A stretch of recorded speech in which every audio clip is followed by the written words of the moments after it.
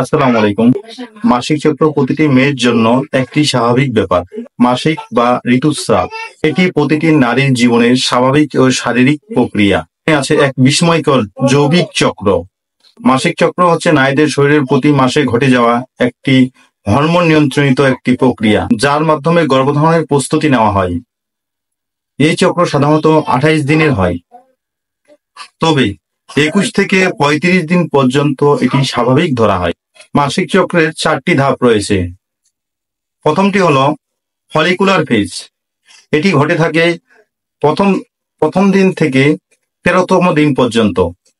এই ধাপে follicle stimulating hormone ডিম্বাণু প্রস্তুত করে এবং এস্ট্রোজেন বাড়ে ও জরায়ুর আস্তরণ ঘন হতে শুরু করে। দ্বিতীয়টি হচ্ছে ওভুলেশন পিরিয়ড। এটি 14তম দিন থেকে ধরা হয়। এই সময় লিউটিনাইজিং হরমোন বাড়ে ও ডিম্বাণু মুক্ত হয়। গর্ভধারণের সম্ভাবনা এই সময় সব থেকে বেশি হয়। তৃতীয়টি হচ্ছে লিউট্রাল ফেজ। এটি 15 থেকে 28তম দিন ধরা হয়। এই সময় ডিম্বাণু মুক্ত হওয়ার পর প্রজেস্টেরন হরমোন বাড়ে, জরায়ু ভ্রূণ ধারণের প্রস্তুত হয়। যদি গর্ভধারণ না হয় তাহলে এই হরমোন কমতে থাকে। চতুর্থটি হচ্ছে মেনস্ট্রুয়াল ফেজ, যেটাকে মেনস্ট্রুয়েশন বলা হয়। এটি ধরা হয় 1 থেকে 5তম দিন। প্রেগন্যান্সি না হলে জরায়ুর আস্তরণ ভেঙে রক্ত আকারে বের হয়ে আসে, যাকে আমরা মাসিক বা ঋতুস্রাব বলে থাকি।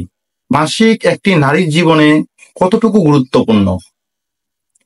মাসিক চক্র নারীর প্রজনন ক্ষমতা, হরমোনাল ব্যালেন্স এবং সামগ্রিক স্বাস্থ্যের প্রতিচ্ছবি। এটি নিয়মিত না হলে শরীরে কোনো সমস্যা রয়েছে কিনা তা বোঝার ইঙ্গিত দেয়। এখন আসি জেনে নেই কাদের জন্য মাসিক অনিয়মিত হতে পারে। এই পয়েন্টগুলো খুবই গুরুত্বপূর্ণ যাদের মাসিক অনিয়মিত হতে পারে। প্রথমত, যাদের হরমোনাল ইমব্যালেন্স থাকে, অতিরিক্ত মানসিক চাপ, স্ট্রেসে যারা ভোগেন, খাদ্যাভ্যাস বা ওজনের একটু পরিবর্তন লক্ষ্য করা যায়, যদি ওবেসিটি থাকে অতিরিক্ত পরিমাণে বা পলিসিস্টিক ওভারিয়ান সিনড্রোম দেখা দেয়, তাহলে মাসিক অনিয়মিত হতে পারে। মাসিক চক্র বুঝতে পারা মানে নিজের শরীর ও স্বাস্থ্যের দিকে আরো যত্নবান হওয়া। আজ এই পর্যন্তই। পরবর্তী পর্বে জানাবো এই চক্রে কোন কোন হরমোন কাজ করে এবং কিভাবে তা আমাদের প্রভাবিত করে। পরবর্তী ভিডিও দেখতে অবশ্যই চ্যানেলটিকে সাবস্ক্রাইব করবেন। আপনার মূল্যবান মতামত এবং শেয়ার করতে ভুলবেন না। যদি ফেসবুক পেজ থেকে দেখে থাকেন তাহলে লাইক, ফলো দিয়ে রাখুন।